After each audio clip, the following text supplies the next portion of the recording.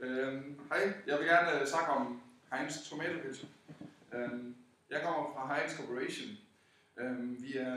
Vi er kendt over hele verden for vores gode ketchup, som startede i Amerika i sin tid, hvor en mand ved efternavnet Heinz, han lavede den her tomato ketchup på en helt speciel måde, som er gået hen og blive unik og en del af vores hverdag, som set.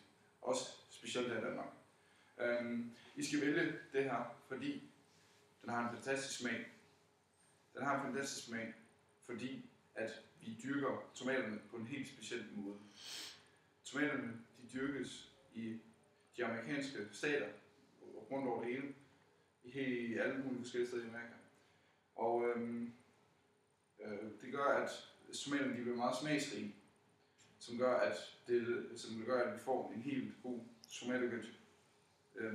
Og det gør, at der ikke er nogen forskel på, om det er i Danmark, vi køber det, eller om det er i Tyskland, vi køber det. Det vil stadig være en helt unik smag, som vi har.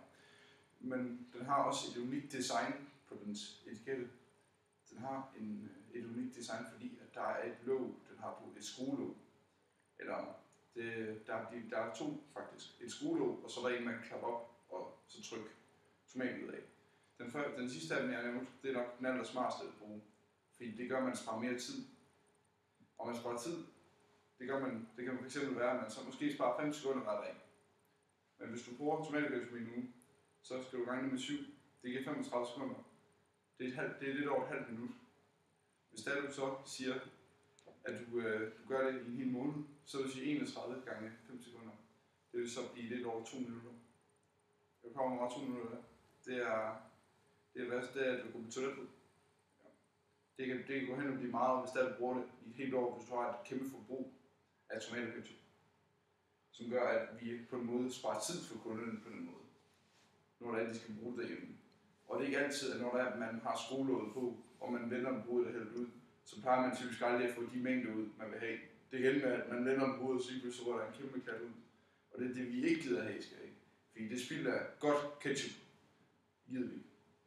Og en anden grund til, at du skal vælge det er fordi, at vi allerede i forvejen er kendt i Danmark, og vi skal blive ved med at holde vores gode image kørende i en helt høj standard.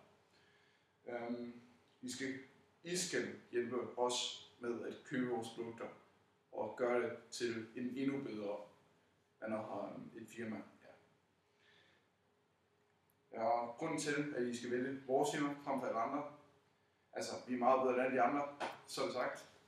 Og vi giver en chance for, at I kan bestemme, hvordan vores produkter skal være. Vi har en hjemmeside, som gør, hvor I kan komme ind, og så kan I skrive alle mulige spørgsmål til os på forumer.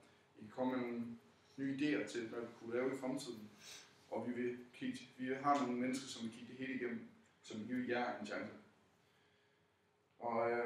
Og de er til en overskuelig pris for vores produkter.